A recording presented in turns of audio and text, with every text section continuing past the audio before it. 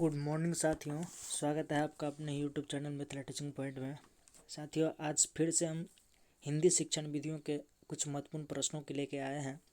आज जो भी प्रश्न करवाएंगे वो पिछले टॉपिक से रिलेटेड होगा, इसलिए पिछले वीडियोज़ को ज़रूर देखिए। पिछला वीडियोज़ देखना हो तो इस वीडियोज़ के डिस्क्रिप्शन में उनका लिंक मिल जाएगा, या मेरे टेलीग्राम से ज्वाइन करके वहाँ से आप लिंक प्राप्त कर सकते हैं। टेलीग्राम का भी लिंक इस डिस्क्रिप्शन में मिल जाएगा। जैसा कि आप लोगों को पता है कि सक्सेस मास्टर बुक के सारे टॉपिकों को अच्छी तरीक़ा से पढ़ रहे हैं, उनकी निचोड़ को बहुत ही बढ़िया से पढ़ रहे हैं, और जितना भी टॉपिक पढ़ते हैं उनसे संबंधित सारे के सारे हम अभ्यास प्रश्न भी करते जाते हैं। तो चलिए, आज हम शिक्षण विधियों पढ़ेंगे। वो जो भी शिक्षण विधियाँ का प्रश्न होगा वो होगा हिंदी शिक्षण विधियों से रिलेटेड। ये सीटेट हो, एमपीटेट हो, एचटेट हो, यूपीटेट हो, सारे जितने भी टीचिंग रिलेटेड एग्ज़ाम है, जहाँ भी हिंदी शिक्षण विधियों से रिलेटेड क्वेश्चंस पूछा जाता है, चाहे पेपर 1 हो या पेपर 2 हो, सभी के लिए बहुत ही महत्वपूर्ण क्लास होगा। और भी सब्जेक्ट का वीडियो इसी चैनल पे आपको मिलता है। जिनको भी मैथ्स की तैयारी करनी हो, साइकोलॉजी की तैयारी करनी हो, या पर्यावरण की तैयारी करना हो, सारे का सारे वीडियोस प्लेलिस्ट खोल के आप देख सकते हैं। चलिए, देर न करते हुए स्टार्ट करते हैं। प्रश्न नंबर फर्स्ट है, सीखना किसी परिस्थिति के प्रति क्या है? सीखना किसी स्थिति के प्रति डॉट डॉट को दर्शाता है। सीखना किसको दर्शाता है? अभिक्रिया को दर्शाता है, या सक्रिय प्रतिक्रिया को दर्शाता है, या प्रक्रिया को दर्शाता है, या इनमें से कोई नहीं। सीखना किसको दर्शाता है? अगर हम कोई भी चीज़ों को सीखते हैं तो यह हमारा क्या कहलाता है? किसको दर्शाता है? किसको इंगित करता है? सीखना कोई अभिक्रिया है नहीं। अभिक्रिया रसायन विज्ञान में होता है, कोई दो वस्तुओं को मिलने से अभिक्रिया होता है, दो रासायनिक पदार्थों को मिलने से अभिक्रिया होता है। लेकिन यहाँ क्या कह रहा है? सीखना किस स्थिति को प्रदर्शित करता है? तो वो सक्रिय प्रतिक्रिया को प्रदर्शित करता है। कभी भी कोई भी चीज़ हम कब सीखेंगे? जब हम किसी चीज़ के प्रति सक्रिय होंगे, एक्टिव होंगे, तभी हम कोई भी चीज़ को सीख पाएंगे। कौन सा ऑप्शन होगा? ऑप्शन नंबर सेकंड यहाँ सही होगा। प्रक्रिया। सीखना एक प्रक्रिया है, लेकिन किसको दर्शाता है? सक्रिय प्रतिक्रिया को दर्शाता है कि सक्रिय रहना, एक्टिव रहना। कोई भी व्यक्ति तभी कोई चीज़ सीख सकता है जब वह एक्टिव होगा, सक्रिय होगा। चलिए, ऑप्शन नंबर सेकंड है। सेकंड क्वेश्चन देखिए। सेकंड है, अधिगम के संदर्भ में कौन सा कथन सही नहीं है? अधिगम के संदर्भ में कौन सा कथन सही नहीं है? इसमें नहीं छांटना है। हम छांटने की विधि भी बतलाए थे। जिनको भी क्वेश्चंस, जैसे हम टॉपिक नहीं भी पढ़े, अगर छांटने की कोशिश करेंगे तो हमेशा सीटेट में जो भी प्रश्न पूछा जाता है, 3 एक जैसा होता है और एक अलग आंसर होता है।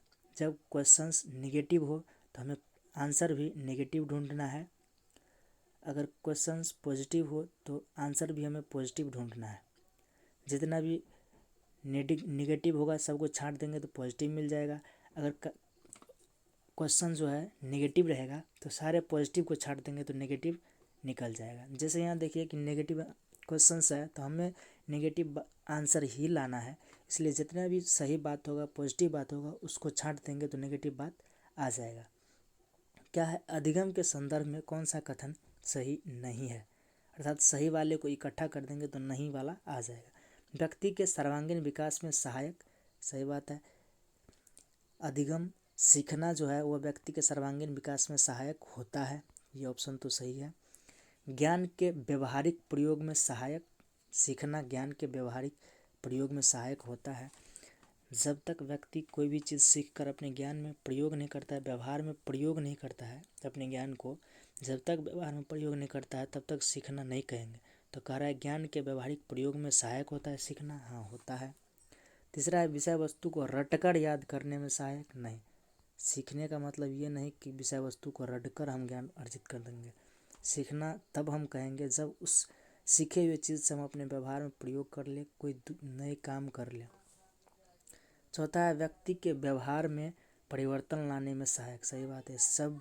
जब चीज़ों को सीखते हैं, हम जानते हैं, तो हमारे व्यवहार में कोई ना कोई परिवर्तन आता है। अब पीछे भी बतलाया है कि व्यवहार में परिवर्तन लाना ही क्या है? सीखना है। इसलिए ऑप्शन फर्स्ट, सेकंड और थर्ड ये जो था ये तीनों पॉजिटिव है, और नेगेटिव कौन लग रहा है, नेगेटिव है थर्ड नंबर, इसलिए थर्ड नंबर ऑप्शन सही होगा इसका। नेगेटिव कौन है, option number third, option third इसका सही आंसर होगा। नेगेटिव ही ढूंढना था हमें। चलिए इसी तरीक़ा से थर्ड नंबर को सॉल्व करते हैं। थर्ड है भाषाई प्रयोग के अंतर्गत आते हैं। भाषाई प्रयोग के अंतर्गत कौन आते हैं, क्या आते हैं, देखिए मौखिक अभिव्यक्ति, लिखित अभिव्यक्ति, सांकेतिक अभिव्यक्ति। तो भाषाई प्रयोग के अंतर्गत सारे के सारे चीज़ आते हैं, क्योंकि मौखिक रूप से भी हम भाषा का प्रयोग करते हैं, लिखित रूप से भी करते हैं, सांकेतिक रूप से भी करते हैं, इसलिए ऑप्शन नंबर इसका 4 सही होगा। भाषा के रूप कितने हैं, 3 हैं, लिखित, मौखिक और सांकेतिक। क्या है, लिखित, मौखिक और सांकेतिक। अभी रूप के बारे में ये आगे जानेंगे। भाषा के कौशल कितने हैं, भाषा के कौशल कितना है, तो कौशल 4 है। सुबोपली, याद रखेंगे, सुबोपली, सुनना, बोलना, पढ़ना, लिखना, सुनना, बोलना, पढ़ना, लिखना, सुबोपली। पीछे हम बताए हैं, देख लीजिए वीडियोस में सारे टॉपिक जो करवाए हैं उसमें सारे का सारा चीज़ बतलाया गया है। 4 नंबर देखिए, चौमस्की के अनुसार भाषा सीखने के क्रम में ... खोज भी साथ साथ चलती रहती है। चौमस्की ने क्या कहा था कि जब भी बच्चा भाषा सीखता है तो भाषा सीखने के क्रम में क्या चीज़ चलता रहता है, वैज्ञानिक खोज भी साथ साथ चलता रहता है, या सामाजिक खोज चलता रहता है, या वाचिक तंत्र की खोज चलता रहता है, या व्यवहारिक खोज चलता रहता है। तो चौमस्की ने कहा था कि भाषा सीखने के क्रम में बालकों में वैज्ञानिक खोज चलता रहता है। क्या चलता रहता है, वैज्ञानिक खोज चलता ही रहता है। बच्चे एक नन्हे वैज्ञानिक है। क्या है, बच्चे एक नन्हे वैज्ञानिक है, इन्हें ही कहा था, इसलिए ऑप्शन नंबर फर्स्ट सही होगा। चलिए 5 है, आत्मसातीकरण और समायोजन के माध्यम से बच्चा कई रूपरेखाओं का निर्माण करता है। यह विचार है, ये परिभाषा किसके द्वारा दिया गया है कि आत्मसातीकरण और समायोजन के माध्यम से बच्चा कई रूपरेखाओं का निर्माण करता है। वैगोत्स्की का कहना है, या पियाजे का कहना है, या चौमस्की का कहना है, या पावलोव का कहना है। तो ये जो विचार दिए थे ये पियाजे महोदय ने दिया था, पियाजे ही ने ही कहा था आत्मसातीकरण और समायोजन। जब भी इन दो वर्ड का यूज हो तो आप समझ जाइए पियाजे ही है, यही इनका कीवर्ड है पकड़ने का। चलिए नेक्स्ट है, बाल्यावस्था में किसी वस्तु तक पहुंचने, उसे पहचानने, बिना किसी के सहारे खड़े होना आदि किस प्रकार का अधिगम कहलाता है। बाल्यावस्था में जब बच्चे होते हैं तो जब भी वह किसी वस्तु तक पहुंचता है, या उसे पहचानने की कोशिश करता है, या बिना किसी के सहारे खड़े होने की कोशिश करता है आदि किस प्रकार का अधिगम कहलाता है। संज्ञानात्मक अधिगम, क्रियात्मक अधिगम, विचारात्मक अधिगम, या वाचिक अधिगम। तो ये सारे चीज़ बालक स्वयं से कर रहा है, खुद कर रहा है, करके सीख रहा है। वस्तुओं तक पहुंचा, उसे पहचानने की कोशिश किया, फिर खड़े होने की कोशिश किया, ये सारे चीज़ करने की कोशिश कर रहे थे। जब भी करने की बात हो तो क्या होता है, क्रियात्मक अधिगम के अंतर्गत आता है। क्या, क्रिया करके सीख रहा है तो क्रियात्मक अधिगम के अंतर्गत आ रहा है। ये बच्चा खुद से सब चीज़ कर रहा है। करने की बात हो तो क्या मानेंगे, क्रियात्मक अधिगम, क्रियात्मक अधिगम, ऑप्शन नंबर सेकंड। विचारात्मक अधिगम के अंतर्गत, विचारात्मक अधिगम के अंतर्गत देखिए क्या आता है, क्रियात्मक कौशल को अर्जित करते हैं, या चित्रों, शब्दों इत्यादि के माध्यम से सीखते हैं, या विभिन्न परिस्थितियों के साथ सामंजस्य स्थापित करना सीखते हैं, या बौद्धिक क्षमताओं का प्रयोग करते हैं। विचारात्मक अधिगम में हमेशा क्या करते हैं, हम विचार करते हैं, विमर्श करते हैं, सोचते हैं, समझते हैं, मंथन करते हैं। तो किससे करते हैं, अपनी दिमाग से करते हैं, अपनी बौद्धिक क्षमता से करते हैं, अपने सोचन शक्ति से करते हैं। तो जब भी विचारात्मक अधिगम की बात हो तो हमेशा बौद्धिक क्षमताओं का प्रयोग करते हैं। किसका, बुद्धि का प्रयोग करके, मेंटलिटी का प्रयोग करके ही हम विचार करते हैं, न कि क्रियात्मक कार्य करते हैं, न कि चित्रों या शब्दों को के माध्यम से करते हैं। चित्र को भी, शब्द को ही पहचानते हैं तो हम बौद्धिक शब्द का ही प्रयोग करते हैं, बुद्धि का ही प्रयोग करते हैं। किसी भी परिस्थिति में सामंजस्य स्थापित करना हो तो बुद्धि का ही प्रयोग करते हैं। तीनों के तीनों ऑप्शन ये भी सही ही है, लेकिन ये तीनों जो ऑप्शन है, ये तीनों ऑप्शन ऑप्शन नंबर 4 में समाहित हो रहा है, इसलिए ऑप्शन नंबर 4 इसका करेक्ट आंसर हो जाएगा। 8 नंबर है, संकेतों, चित्रों, शब्दों इत्यादि के माध्यम से अधिगम किया जाता है। क्रियात्मक अधिगम, शाब्दिक अधिगम, समस्या समाधान अधिगम, उपरोक्त सभी। संकेत के माध्यम से, चित्र के माध्यम से, शब्द के माध्यम से कौन सा अधिगम किया जाता है? तो शाब्दिक अधिगम किया जाता है। जब भी हम कोई भी चीज़ का संकेत करते हैं या कोई भी चित्र को देखते हैं, फिगर को देखते हैं, तो उससे कोई न कोई चीज़ क्या करते हैं, शब्द शाब्दिक अधिगम, शब्द को सीखते हैं। कोई पीछे हम अच्छा से पढ़ा है, शाब्दिक अधिगम, वाचिक अधिगम, उसमें ये सारा का सारा चीज़ क्लियर किए हैं। तो ये जो संकेत चित्र वाला बात कभी भी आएगा वो शाब्दिक अधिगम के अंतर्गत आएगा। चलिए नेक्स्ट है, पियाजे के अनुसार भाषा अधिगम व अर्जन के संदर्भ में कौन सा कथन सही है? देखिए, पियाजे के अनुसार अधिगम और अर्जन के संबंध में कौन सा सही है? भाषिक क्षमता जन्मजात होती है, ऐसा कहा था पियाजे ने। नेक्स्ट देखिए, परिवेश के साथ अंतःक्रिया से विकसित होती है, समाज के साथ संपर्क का परिणाम है, बाह्य उद्दीपन का परिणाम है। पियाजे ने क्या कहा था कि बच्चे भाषा जो सीखते हैं परिवेश के साथ अंतःक्रिया का ही फल परिणाम होता है। परिवेश के साथ अंतःक्रिया का ही परिणाम होता है, परिवेश के साथ अंतःक्रिया करने से ही विकसित होती है, पियाजे का कहना था। परिवेश के साथ जोड़ करके कौन कहा था? तो पियाजे ने कहा था। और जन्मजात जो कहते हो क्या कौन कहे थे? चॉम्स्की कहे थे।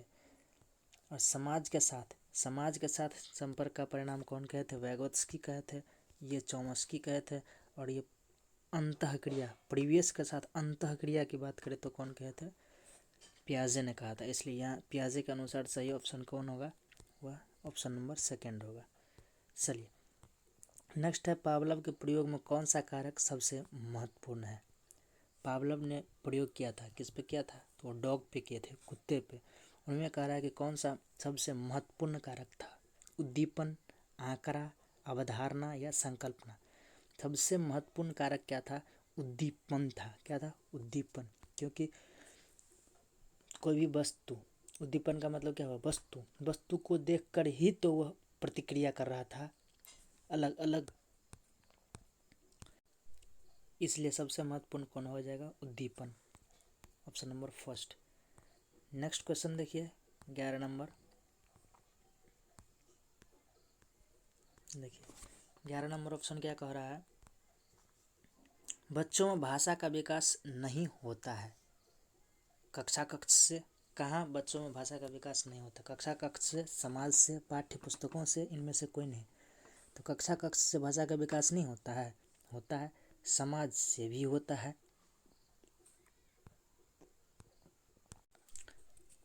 पाठ्य पुस्तक से भी होता है, कुछ न कुछ तो भाषा अर्जन होता ही है। सभी से भाषा का विकास होता है, तो कौन सा होगा? ऑप्शन नंबर 4, इनमें से कोई नहीं। क्योंकि सबसे होता है, यहाँ कह रहा है किससे नहीं होता है। भाषा डॉट डॉट के साथ डॉट डॉट का ही परिणाम है। किसके साथ किसका परिणाम है? समाज के साथ सामंजस्य का परिणाम है, विद्यालय के साथ संपर्क का परिणाम है, समाज के साथ संपर्क का परिणाम है, या परिवेश के साथ संपर्क का, परिवेश के साथ सामंजस्य का परिणाम है। भाषा किसके साथ किसका परिणाम है? तो भाषा का विकास जो होता है वह समाज के साथ संपर्क का ही परिणाम होता है। व्यक्ति में भाषा का विकास कब होता है? जब वह समाज में जाता है, समाज के साथ संपर्क स्थापित करता है, जिससे उनके अंदर भाषा का विकास बेहद उत्तम तरीक़ा से होता है। तो भाषा समाज के साथ संपर्क का साधन है, इसको याद भी कर लीजिएगा। बच्चे क्या है? देखिए, स्वयं का सामाजिक रूप से चरित्र रचित भाषा तंत्र विकसित कर लेते हैं, या स्वयं का सामाजिक रूप से रचित भाषा तंत्र विकसित नहीं कर पाते हैं, या विकसित भाषिक अवस्था के साथ विद्यालय नहीं आते हैं। उपरोक्त में से सभी कौन सा इसका सही आंसर होगा? टिक आउट कीजिए। क्या बच्चा विकसित भाषिक व्यवस्था के साथ विद्यालय नहीं नहीं जाते हैं, हाँ जाते हैं कि वह मातृभाषा तो आता ही रहता है। तो ये निगेटिव कह रहा है, लेकिन कह रहा है सही लेकिन निगेटिव है तो गलत हो गया। स्वयं का सामाजिक रूप से चरित्र रचित भाषा तंत्र विकसित नहीं कर पाते हैं, ऐसा नहीं है। वो किसी भी भाषा को सीख सकता है, सीखने की शक्तियाँ होती है उसके अंतर्गत, अगर बशर्ते उसको वैसा माहौल मिलना चाहिए, वैसा परिवेश मिलना चाहिए। स्वयं का सामाजिक रूप से रचित भाषा तंत्र विकसित कर लेते हैं।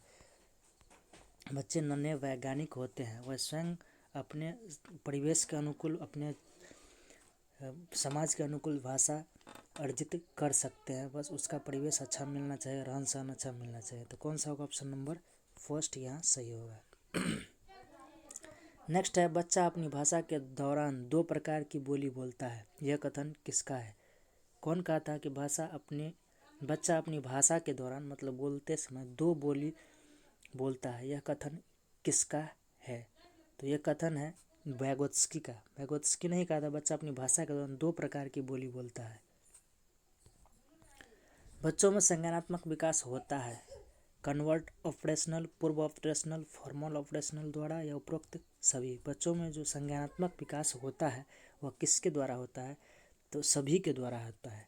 संज्ञानात्मक पूर्व ऑपरेशनल के द्वारा भी, कन्वर्ट ऑपरेशनल के द्वारा भी, फॉर्मल ऑपरेशनल सभी संज्ञानात्मक। ये पियाजे जो संज्ञानात्मक विकास के सिद्धांत दिए थे, साइकोलॉजी का अध्ययन जब हम करवाए थे उनमें बताए थे। जो भी मित्र नहीं देखे हैं वो देख लीजिएगा पिछले वीडियो। साइकोलॉजी के चैप्टर को उल्टा के, जिसके पास भी अरिहंत का बुक होगा 5 नंबर चैप्टर उल्टा के देख लीजिएगा, वहाँ ये सारे स्टेज का चर्चा किया गया है। उनमें बतलाए हैं, इन सभी में बच्चे में संज्ञानात्मक विकास की बातें चर्चाएं किया गया है। चैप्टर नंबर 5 अरिहंत के बुक सक्सेस मास्टर का उल्टा के देख लीजिएगा। इसलिए ऑप्शन नंबर इसका 4 सही होगा। कौन सा? Option number 4। चलिए नेक्स्ट है, भाषा अर्जन है। भाषा अर्जन क्या है? सहायास प्रक्रिया, अनायास प्रक्रिया, एक दो, दोनों, इनमें से कोई नहीं। भाषा अर्जन जो है वह सहायास प्रक्रिया है, अर्थात भाषा अर्जन अपने आप होता है। भाषा अर्जित संपत्ति है, कोई भी अर्जन कर सकता है किसी के सहारे, बस उसको परिवेश मिलना चाहिए। ऑप्शन नंबर फर्स्ट सही होगा, सहायास प्रक्रिया है। भाषा सीखने के क्रम में बालक के अंतर्गत सर्वप्रथम किस अभिव्यक्ति का विकास होता है? सबसे पहले भाषा सीखते समय किस अभिव्यक्ति का विकास होता है बालक के अंतर्गत? सांकेतिक का या लिखित का, मौखिक का या शिक्षण का? बच्चों के अंदर सबसे पहले मौखिक अभिव्यक्ति का ही विकास होता है, क्योंकि बच्चे सबसे पहले मौखिक रूप से भाषा को बोल के ही सीखते हैं। बच्चे जन्म लेते हैं और चिल्लाने रोने लगते हैं, तो वो क्या है? भाषा ही है ना, नहीं उनको हम सिखाते हैं, मौखिक अभिव्यक्ति ही है। सबसे पहले मौखिक अभिव्यक्ति का विकास होता है बालक के अंतर्गत। भाषा अर्जन में विद्यार्थी नहीं करता, भाषा अर्जन में विद्यार्थी नहीं करता, क्या नहीं करता? अभ्यास नहीं करता है, शब्दों की पुनरावृत्ति नहीं करता है, अनुकरण नहीं करता है, व्याकरण के नियम का निर्माण नहीं करता है। क्या नहीं करता है? तो व्याकरण के नियमों का निर्माण खुद से नहीं कर सकता है, अनुकरण तो कर सकता है, शब्दों की पुनरावृत्ति कर सकता है, अभ्यास कर सकता है, व्याकरण के नियम का निर्माण नहीं कर सकता है। क्योंकि हम 1 से 5 की पुस्तक पढ़ रहे हैं, उनमें बच्चे में इतनी मैच्योरिटी नहीं आई रहती है, इन बातों को नहीं जाना रहता है। भाषा अर्जन को प्रभावित करता है दैनिक जीवन, अनुभव, समाज के साथ संपर्क, इच्छा शक्ति, उपरोक्त सभी। भाषा अर्जन को कौन प्रभावित करता है? तो भाषा अर्जन करते समय ये सारे चीज़ें आपको प्रभावित करता है। इच्छा शक्ति भी प्रभावित करता है, समाज के साथ संपर्क भी, और दैनिक जीवन से अनुभव भी। ऐसा कहेंगे क्यों? तो जब तक आपकी इच्छा नहीं होगी तब तक आप भाषा सीख नहीं सकते हैं।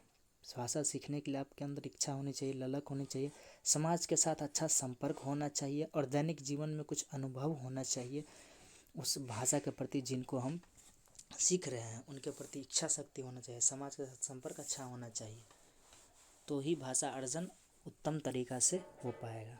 इसलिए ऑप्शन नंबर 4 इसका सही होगा, उपरोक्त सभी। कौन सा? उपरोक्त सभी। चलिए नेक्स्ट है 20 नंबर क्वेश्चन। भाषा का अस्तित्व एवं विकास समाज के बाहर नहीं हो सकता। यह कथन किसका था कि भाषा का अस्तित्व एवं विकास समाज के बाहर नहीं हो सकता है, समाज में ही होता है। तो यह कथन था चॉम्स्की का या वैगोत्स्की का या ओरोरिन का या जीन पियाजे का। तो यह जो कथन था यह ओरोरिन का था, सही कर लीजिएगा। बुक में 3 नंबर दिया गया है वैगोत्स्की का, लेकिन ये ओरोरिन साहब का मानना था। वैगोत्स्की ने कहा था भाषा का विकास समाज में होता है, लेकिन ओरोरिन ने कहा था भाषा का अस्तित्व एवं विकास समाज से बाहर नहीं हो सकता है। किसका मानना था? ओरोरिन का, इसलिए ऑप्शन नंबर 2 इसका सही होगा। चलिए नेक्स्ट एक क्वेश्चन और देख लेते हैं 21 नंबर। 50,000 शब्द बालक किस आयु सीमा में सीखता है? 50,000 शब्द किस आयु सीमा तक बालक सीखता है? ये पिछले वीडियोस में हम टॉपिक जब करवाए थे उनमें अच्छी तरीक़ा से करवाए भी हैं। 50,000 शब्द बालक कब तक सीखता है? तो 9 से 11 वर्ष होते होते तक सीखता है। क्या 9 से 11 वर्ष होते होते तक 50,000 शब्द सीखता है।